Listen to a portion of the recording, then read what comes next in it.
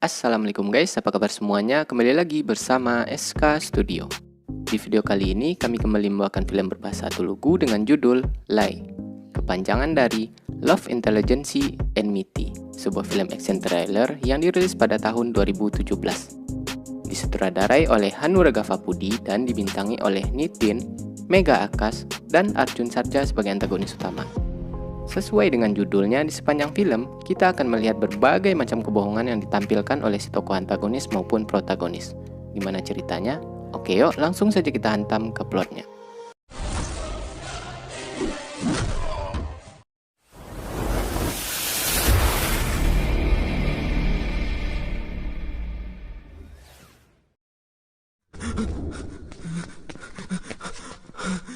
Tahun 1997 di Mumbai. Seorang intel melapor bahwa buronan yang mereka intai selama ini sedang berada di bar sebuah hotel. Mereka harus menangkapnya sekarang karena kabarnya dia akan segera pergi ke luar negeri. Selama ini polisi kesulitan menangkap targetnya karena mereka tidak mengenali identitas pelaku secara detail, lantaran si pelaku sangat pandai menyamar. Mereka menyebutnya sebagai Master of Disguise atau si ahli penyamaran. Si intel hanya tahu sedikit ciri-cirinya. Dia memakai jas hitam, selalu membawa jam saku, dan orangnya kidal. Lalu intel itu juga memberitahukan bahwa ada orang di dalam kesatuan mereka yang bekerja untuk si pelaku. Tapi sayang, belum sempat dia menyebutkan namanya, dia udah ditembak duluan.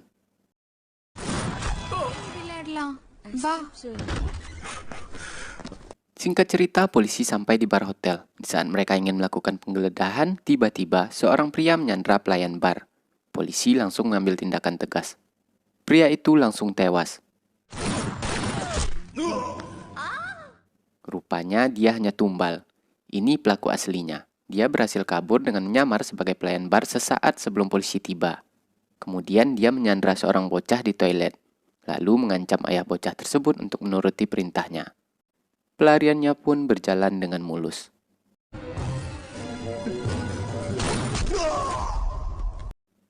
Orang yang melukis ini namanya Subroto Roy, Jenderal Angkatan Darat. Beliau sering menghabiskan waktu luangnya dengan melukis menggunakan jari atau finger painting. Adegan pindah ke rumah sakit di mana seorang bayi baru saja dilahirkan. Orang tuanya memberi nama Citra. Sejak kecil Citra sudah menunjukkan ketertarikannya terhadap uang. Bahkan dulu sewaktu di sekolah penyakitnya pernah kambuh kayak ikan kehabisan air. Karena dia kehilangan selembar uang pemberian pamannya.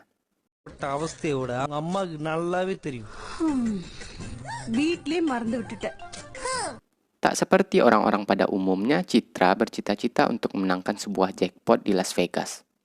Dan sewaktu Citra melihat foto-foto temannya yang sedang berbulan madu di Amerika, dia menemukan ide. Citra langsung bilang ke orang tuanya kalau dia ingin menikah dalam waktu seminggu ke depan. Citra nggak peduli mau gimana bentuk calon suaminya. Pokoknya dia ingin menikah. Karena memang tujuan dia sebenarnya hanya untuk mendapatkan tiket ke Amerika dengan alasan pergi berbulan madu. Adegan pindah ke pria bewokan namanya Satya. Sekarang dia sedang mengantri di lobi Hotel Prodeo. Dan ini emaknya Satya. Dia pusing dengan anaknya yang pengangguran luntang-lantung gak jelas. Ditambah sekarang Satya baru keluar penjara. Ibunya berharap mungkin Satya akan berubah kalau dia sudah menikah. Lalu ibunya mengenalkan Satya dengan seorang wanita. Tapi wanita itu langsung pergi ketika mengetahui kalau Satya hanya seorang pengangguran yang hidup bersama dengan ibunya dari uang pensiunan almarhum sang ayah. Gimana emaknya nggak risih coba? Udahlah pengangguran, bangunnya siang, kalau pergi main pulangnya tengah malam. Kadang-kadang dia malah nggak pulang selama sebulan. Makanya sekarang si emak mengunci Satya di kamar. Ternyata percuma. Rupanya Satya bisa keluar masuk kamar lewat jendela. Satya mempunyai teman yang tinggal di Amerika, namanya Venela. Venela mengatakan kalau di sana dia bisa dengan mudah mendapatkan uang dari menikahi anak-anak orang kaya. Kalau kau ingin cepat kaya, datang ke sini, kata Venela. Langsung tertarik dong Satya, zaman sekarang gitu loh. Kalau ada embel-embel kayanya, pasti kuping orang langsung berdiri. Tapi ujung-ujungnya nih, pasti nggak bener. Saat di pasar, Satya langsung memberitahu ibunya kalau dia ingin pergi ke Amerika. Emangnya ke sana mau ngapain, kata ibunya. Mau nikah, kata Satya. Ibunya langsung kaget. Ah, kayak nggak ada aja perempuan di India. Jauh-jauh pergi ke sana buat nikah. Kemudian ibunya menawarkan Satya ke penjual sayur. Tapi mbak-mbak itu juga nggak mau. Kayaknya Satya ini mesti dimandiin kembang 7 rupa nih. Terus ubun-ubunnya tiupin asap menyan. Biar nggak ditolak terus sama cewek. Kembali ke Citra. Mereka sekeluarga sedang bersenang-senang menyambut hari pernikahan Citra.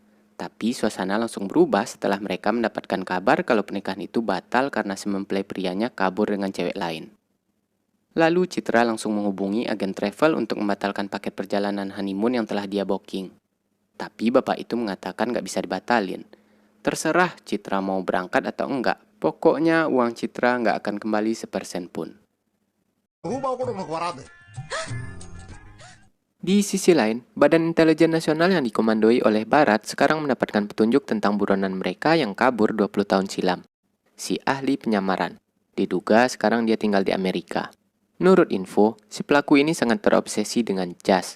Dia hanya memilih bahan terbaik dari Denmark dan memakai jasa penjahit terbaik dari India, lebih tepatnya di Hyderabad.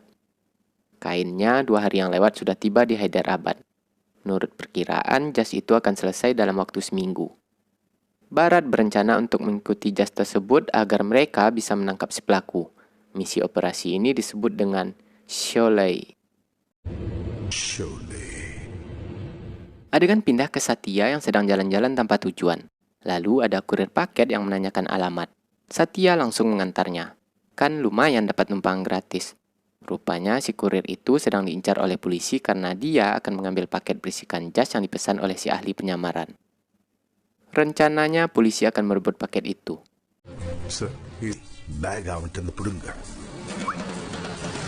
Satya yang baru saja kalah judi juga berniat untuk mencuri paket itu. Dan ketika polisi melakukan trik untuk mengelabui si kurir, tiba-tiba si kurir itu menitipkan paket kepada Satya. Karena dia mengira Satya orang baik. Satya pun tak menyia-nyiakan kesempatan tersebut. Dia langsung kabur. Otomatis dia langsung diburu polisi.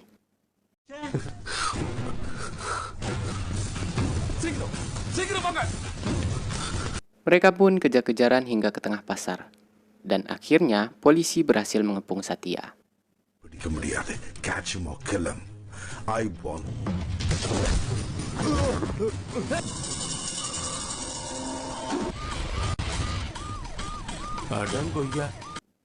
Jadi sebenarnya tujuan polisi hanya ingin melihat struk pengiriman agar mereka bisa mendapatkan alamat tujuan paket. Kemudian Satya juga dilepaskan polisi. Barat memperingati Satya agar tidak menceritakannya ke siapapun. Lalu Satya meminta uang tutup mulut. Dia pun berhasil membawa uang 2 gepok. Adegan ini sedikit ambigu nih, kok mau-maunya ya polisi dipalak sama Satya? Kan bisa aja Satya ditangkap kalau nggak mau tutup mulut. Iya sih, tapi jangan lupa, yang pertama kali mau ngerampas tas itu polisi. Kalau Satya ditangkap terus dia koar-koar, bisa ribet ntar urusannya. Bisa-bisa misi mereka bocor. Uang 2 gepok nggak sebanding dengan penantian panjang mereka selama 20 tahun. Akhirnya Satya mendapatkan uang buat ongkos berangkat ke Amerika. Agen intelijen ini namanya Adi. Dia yang diutus Barat ke Amerika untuk menjalani misi tersebut. Singkat cerita, tibalah hari di mana Citra berangkat ke Amerika. Tiba-tiba datang Satya lari-lari kayak orang gila sambil bermain game. Nah, di sini awal mula mereka bertemu. Satya langsung menggoda Citra.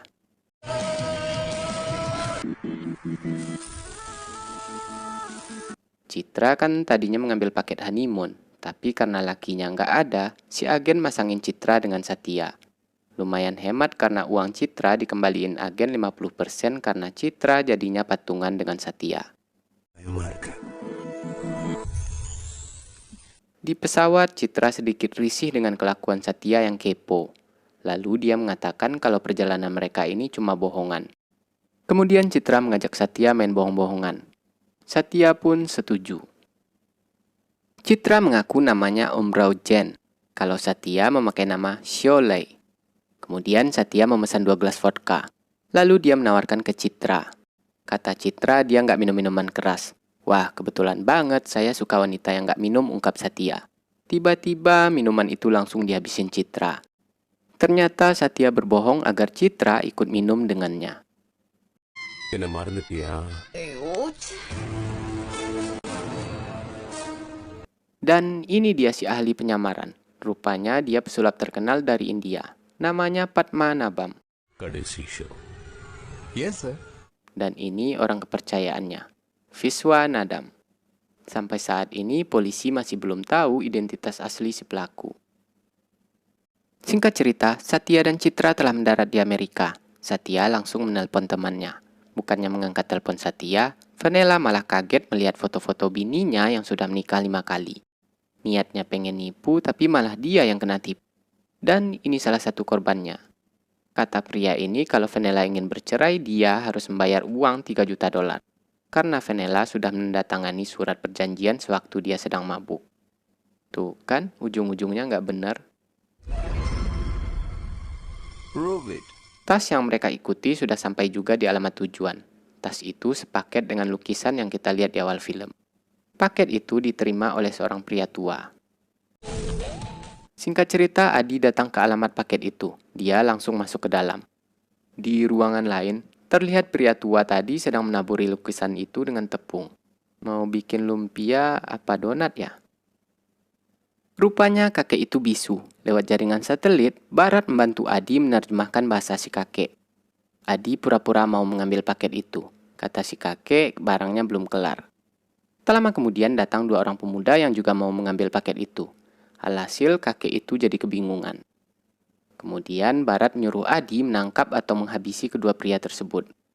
Agar nantinya paket itu bisa mereka dapatkan.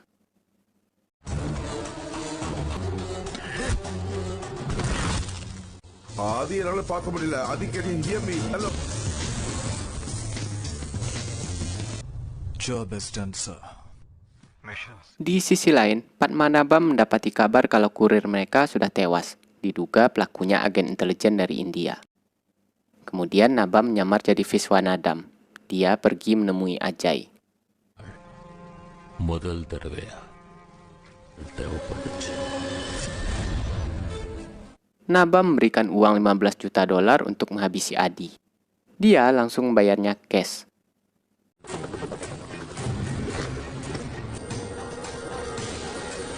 Singkat cerita, malam pun tiba. Citra mempertaruhkan semua uangnya di meja judi. Sementara Satya sibuk mencari cewek buat dijadikan bini. No, you are always cheating on me. This is not goodbye. வெக்கமா இருக்கு madam. Akhirnya Satya bertemu juga dengan Vanella. Tanpa basa-basi lagi, dia langsung menampar Vanella. Gimana sih lu? Udah ngajak gue datang ke sini, pas ditelepon gak diangkat, kata Satya. Vanella mengaku sewaktu dia mengajak Satya, kondisinya dalam keadaan mabuk. ஆமாண்டா உனக்கு அண்ணியா கிட்ட ஃபோன் பண்றேன். Kembali ke Citra. Penyakitnya kambuh karena semua uangnya lenyap dalam sekejap. Satya yang melihat Citra ngap-ngapan langsung menciumnya.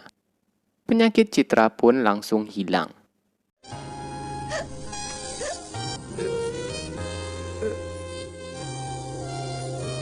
Dan keesokan harinya manajer kasino mengucapkan selamat kepada Citra karena mereka semalam memenangkan jackpot senilai 175.000 dolar. Citra baru ingat karena semalam dia dalam keadaan mabuk. Rupanya Satya yang memasukkan uang ke mesin sewaktu mereka sedang ciuman. Cek yang diberikan si manajer atas nama Mr. Soleil dan Mrs. Soleil. Berarti mereka harus nikah dulu baru cek itu bisa dicairkan. Adegan pindah ke markas intelijen India. Nih dia mata-matanya si Nabam. Dia mengirimkan identitas Adi ke Nabam. ஆதி.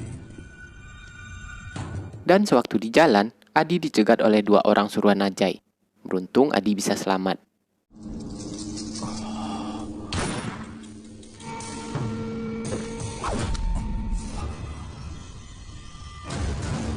Adi langsung melapor ke Barat kalau misi mereka bocor. Adi lumayan ketakutan. Barat menyuruh Adi agar tetap tenang karena dia tidak akan membiarkan Adi celaka. Rupanya Barat telah mengantisipasinya terlebih dahulu. Dia tahu kalau ada mata-mata di dalam kesatuan, makanya Barat mengatakan hanya Adi yang menjalani misi ke Amerika. Padahal ada 1 orang lagi yang dikirim oleh Barat. Kemudian si pengkhianat ini kembali memberikan laporan ke Nabam.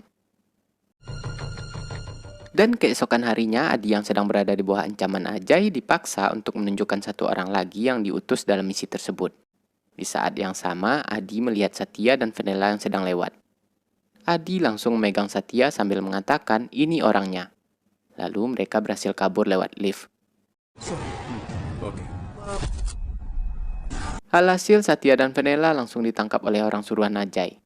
Di saat yang sama, Ajay pergi mengambil paket. Dan ketika Ajay ingin menghabisi Satya, Satya langsung melawan. Rupanya memang Satya lah satu orang lagi agen intelijen yang diutus oleh Barat. Dan Satya berhasil menghabisi Ajay dan anak buahnya.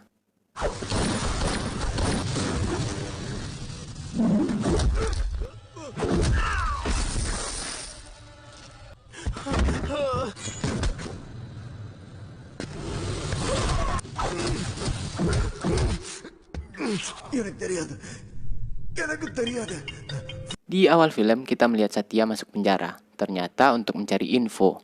Dia juga beberapa kali menyelamatkan Adi. Selama ini di Kesatuan Barat nggak ada satupun yang tahu kalau Satya agen intelijen. Bahkan ibunya sendiri nggak tahu kalau Satya bekerja dan mengabdi untuk negaranya sendiri. Satya, Central Intelligence. Adi. Lalu di paket itu Satya menemukan alamat tujuan ke Yordania. Barat yang langsung terjun buat mengecek alamat tersebut. Sekarang dia sudah berada di Yordania.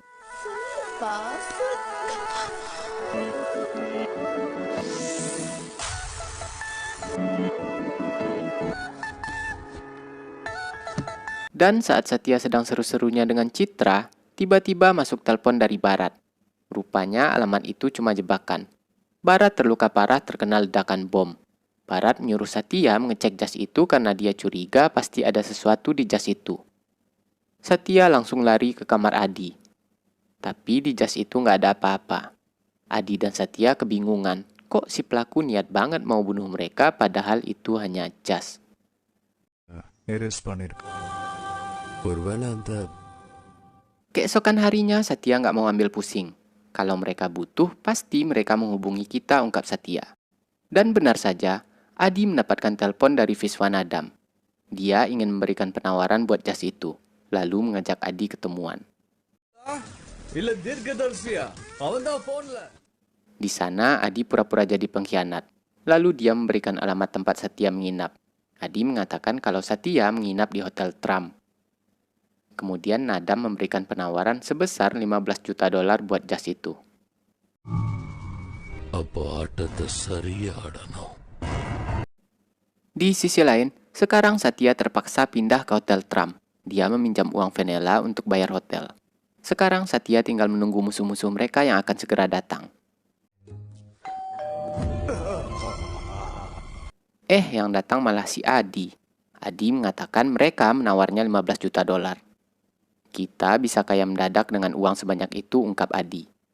Satya langsung kaget. Wah, kayaknya si Adi terpengaruh nih. Untung Satya udah menyembunyikan jas itu. 100 கோடியா? இதுல ஏதோ ஒரு பெரிய பிரச்சனை இருக்கு.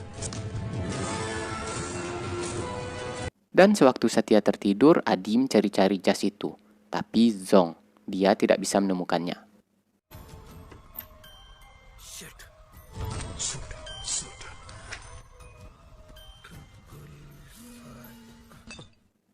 Sewaktu Satya pergi ke tempat Citra, kamar itu diacak-acak oleh anak buah Nabam. Tapi mereka tetap tidak bisa menemukan jas itu. Lalu mereka memasang penyadap. Dan sewaktu Satya kembali, kamarnya sudah rapi. Tapi Satya sedikit curiga dengan orang yang berpapasan dengan dia di lift. Surely you flop in your room.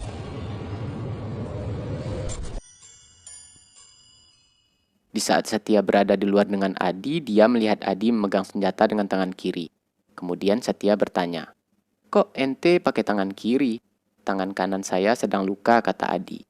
Padahal barusan dia gosok-gosokin ke pistol sampai sobek. Di sini kita sudah bisa menebak kalau orang ini pasti bukan Adi. Ternyata Adi yang asli sedang disekap oleh Nabam. Gagal dengan trik menyamar sebagai Adi, Nabam memakai trik lain. Dia menelpon Satya lalu mengatakan kalau jas itu telah dia ambil. Satya langsung mengeceknya. Ternyata jas itu masih aman. Kemudian Satya menemukan alat penyadap di colokan listrik dan di dalam bantal. Sadar kalau dia udah kena jebakan, Satya langsung kabur. யார் வந்துருவாங்க? போற வழியில சொல்றேன். வா. Agar Citra tetap aman, Satya memasukkannya ke busway. Sementara dia kejar-kejaran dengan anak buah Nabam. Dan akhirnya Satya berhasil mengelabui mereka.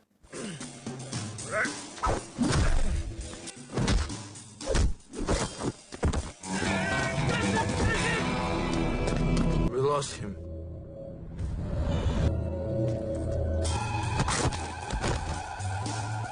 Tapi Nabam tak kehabisan akal. Dia menelpon Satya memakai handphone Adi, lalu menanyakan posisi Satya. Tak butuh waktu lama, anak buah Nabam kloter kedua langsung tiba di tempat Satya. Lagi-lagi Satya bisa mengatasinya.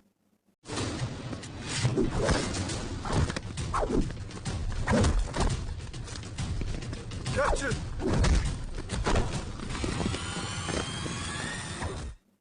Nabam masih ada cara lain. Kali ini dia meminta bantuan polisi buat menangkap orang India yang memakai kemeja biru dan ransel. Satya langsung membuang ranselnya dan memakai jas itu. Dia pun berhasil lolos. Ketika Satya memasuki mall, security mengecek Satya dengan metal detektor yang ada sinar UV-nya. Ternyata di jas itu ada sidik jari seseorang. Kemudian Satya menyimpan jas itu di loker mall. Dia langsung mengirimkan gambarnya ke Barat.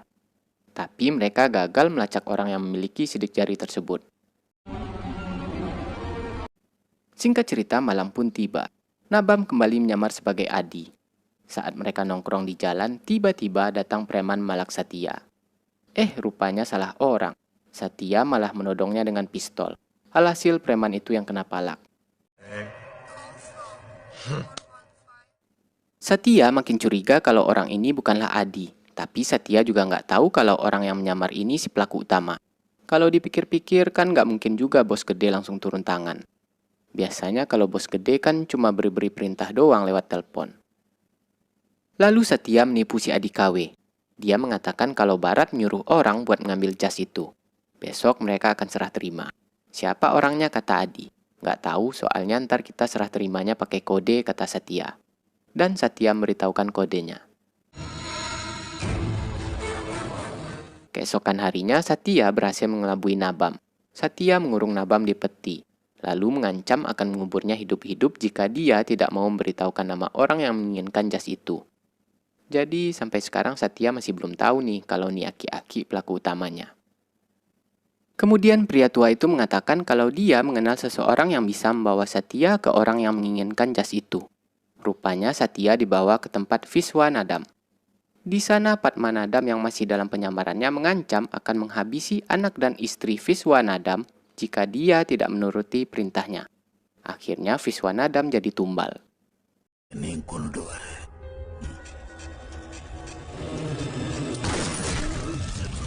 Karena rencananya gagal total, Satya langsung pergi.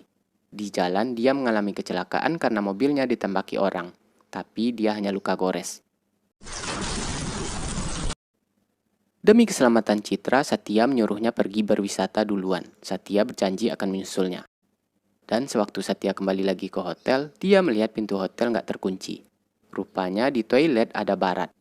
Barat memberitahu Satya pemilik sidik jari yang ada di jas. Itu sidik jari Subroto Roy, Jenderal Angkatan Darat. Dia memiliki bakat melukis. Lukisan itu dipesan oleh Padmanabhan. Tapi di jalan lukisan itu direbut penjahat. Dan mereka mengirimnya ke Stephen. Stephen ini ahli dalam memindah-mindahkan sidik jari. Kata Barat, dengan sidik jari itu penjahat bisa meluncurkan senjata nuklir. Kemudian dia menanyakan tempat di mana Satya menyimpan jas itu. Lalu menyuruh Satya segera mengambilnya. 2706. Go.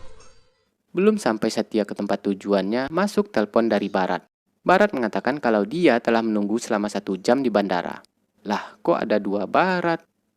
Lagi-lagi Satya berhasil ditipu Nabam. Akhirnya Nabam berhasil mendapatkan tas yang disimpan oleh Satya. Dia juga berhasil menculik Barat di bandara.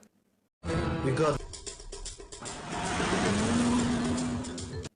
Adi yang berhasil melarikan diri dari sekapan Nabam langsung mengarah ke kamar Satya. Saat yang sama, Satya lari lewat tangga. Akhirnya Adi tewas di tangan anak buah Nabam. Dan Satya langsung baku hantam dengan mereka.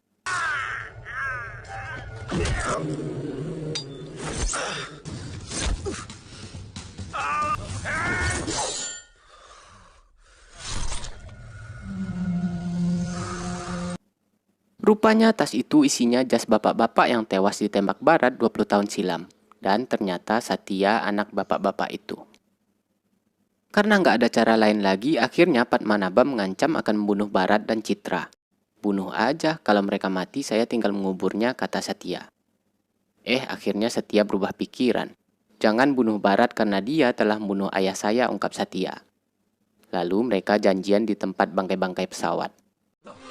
though I'm sounding Satya sempat pemanasan dulu dengan anak buah Nabam.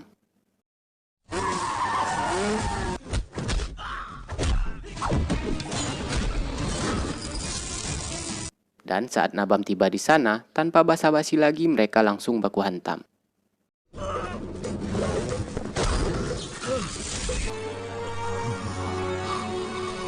வருஷங்களுக்கு முன்னாடி இதே சிச்சுவேஷன்ல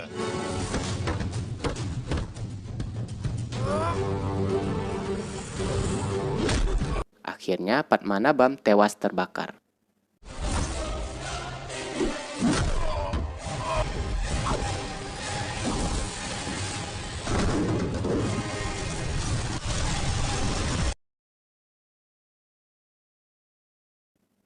Ternyata Satya sama sekali nggak ada niat buat membunuh Bharat. Dia sengaja mengatakan itu ke Nabam agar Bharat tidak dibunuh. வாங்க Di adegan terakhir, Satya dan Citra akhirnya menikah. Lalu film pun selesai.